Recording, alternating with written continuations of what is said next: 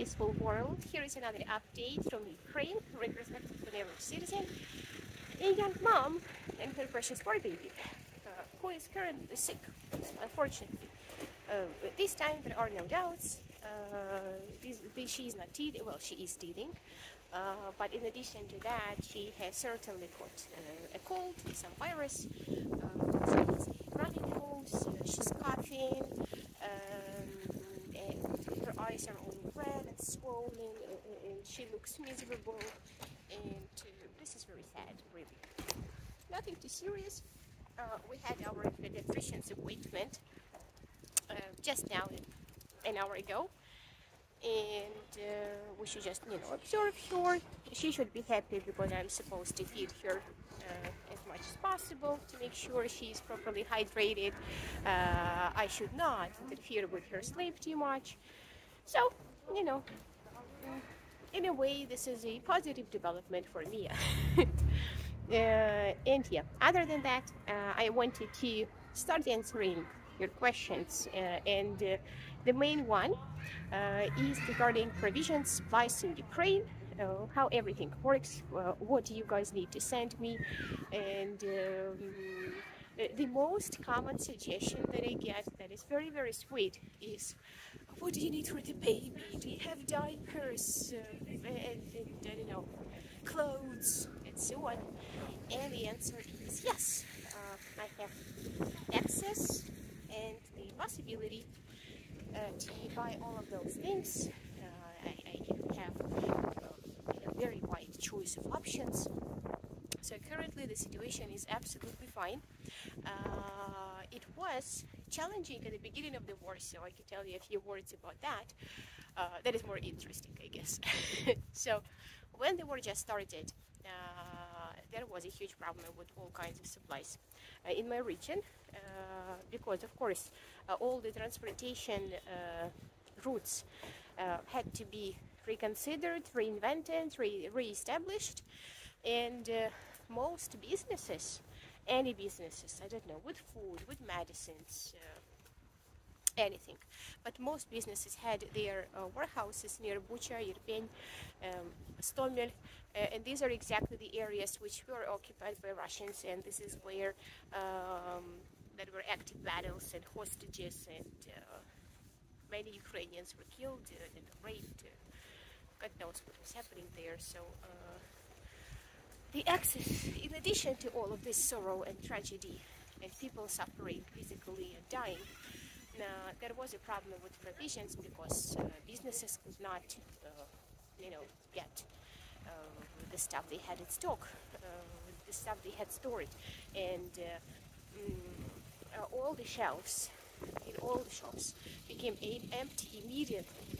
So the first day, Suman and I arrived at the village, and that village is very, very small. There are just 2 tiny shops which sell absolutely everything there, and even that very, very first day, on our way to the village, we figured that there were gonna be some problems with food, and on our way we stopped at every little shop, and I just ran into it and tried to buy like anything.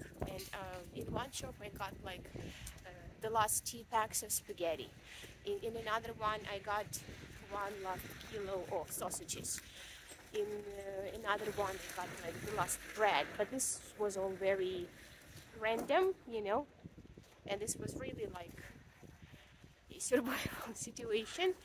And for the following few days, we went to the local tiny shops every day, and all, let's say, normal food was taken, and we could buy some shit, like cookies. Some of them were expired, crisps, and that's it. And nothing was brought to the stores because transportation simply did not work, and it was really sad.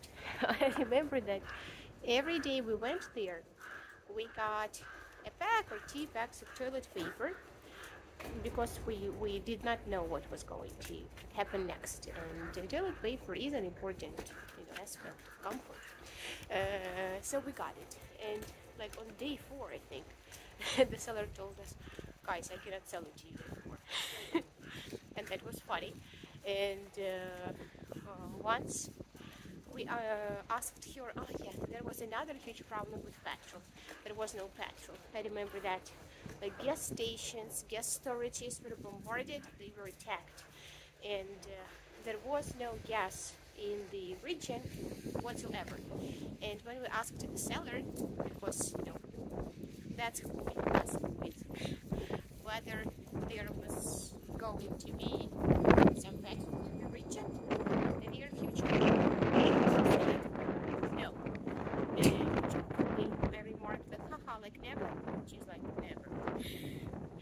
And that was ominous, It did not sound very cool. So for the first few days of the war, and remember, this was the very beginning of my second trimester.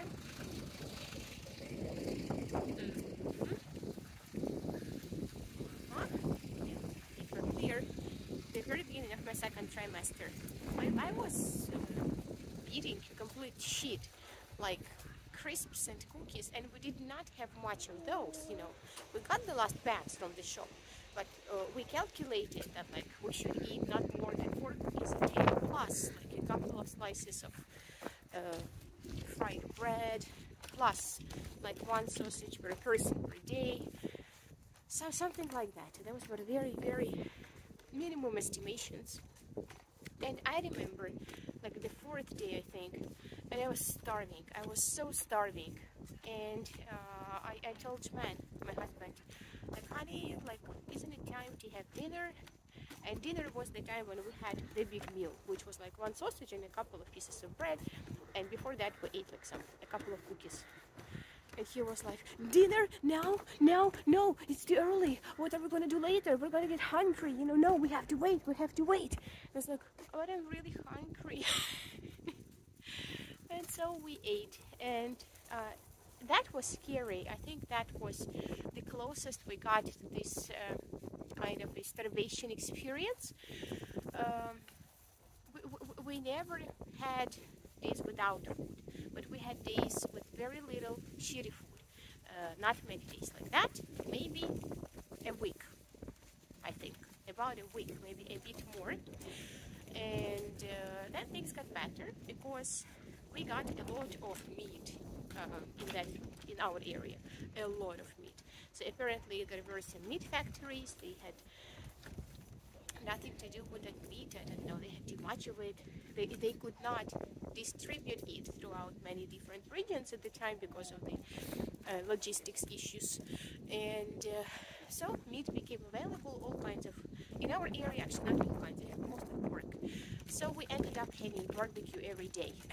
And that felt peculiar, because it was wartime, and a lot of pain and suffering and uncertainty and fear filled us, and we had these barbecue dinners every day because which typically are associated with like fun, and family gatherings and so on. But for us, it was just what we had to eat. For some time, the supermarket aisles were still empty. It was very depressing to go to the bigger town. I remember crying after the first visit like this, because first of all we had to pass a lot of checkpoints with the military where they stopped you, they checked your documents and so on. And then in the town that was once just blooming with goods and services, everything was empty and dead, and you could only see the desperate faces of people wandering around town asking where they could find something.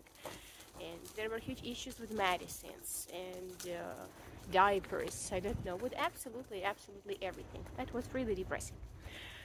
But Ukrainians are very resilient, and at the time I remember being scared maybe the first week, like really scared, imagining living in I don't know, a basement with no food for months, years. But then I was like, wait a minute, no, it everything should be sorted out. I mean, people always figure something out. We'll adapt very soon, and somehow we'll manage. Yes, it will not be the kind of life we had before this invasion. I have just runny nose because of the weather, but it's going to be something manageable, and that's exactly what happened. And in 2 months, I guess, the aisles were pretty full. Yes, there are issues with certain products are no longer available in Ukraine because either they were produced in Russia or some produced by some companies which did not leave the Russian market, and now their business is non grata in Ukraine. But this is not a global thing, like we're not starving. I know that there are some niche problems, I would call them this way, with certain drugs, like for cancer patients, for instance, in fact, medicine as well. Yes, there are such issues which certain categories of people face, and I believe there are many, many people like this. For me, as a general consumer, there aren't absolutely any problems. I can buy anything I want, anywhere I want. I can go to a shop, I can order it, and everything is cool. Again, because my husband hasn't lost his job yet. That's good, but all of us have face these risks, and this sucks. But what can we do? So don't worry, guys. There is absolutely nothing unavailable in Ukraine for a general consumer for now. It can change tomorrow, I don't know. Tomorrow I may beg for your help and ask you to send me something. For now it's fine, except for Cheetos. Some would say that Cheetos are not essential for survival, but some would argue, like my husband, like once I brought it up to him that theoretically, I think I could get quite a lot of Cheetos because there are so many kind, generous people who are asking me constantly how they can help and what we need. But I don't think it's the best time. I don't think it is safe because the shipment cost is high, and there are still risks associated with this shipment process in Ukraine and so on. Even though, I have received a few things, via international post, and everything is fine. But still, and my husband was like, "Well, you're too kind. We can die tomorrow, and you are not allowing these people to send us some Cheetos." So that's funny. But yeah, apart from Cheetos, everything is absolutely cool. And remember that we just never had the crunchy Cheetos. We have some shitty Cheetos. I will show you in one of my videos. Shitty non-crunchy Cheetos. They suck. My apologies, this is pretty nose. So yeah, apart from Cheetos, we are all covered. Yeah, and my sweet pea has woken up. Yeah, honey, we are already in our yard. So I guess I'll wrap things up. I've answered your question.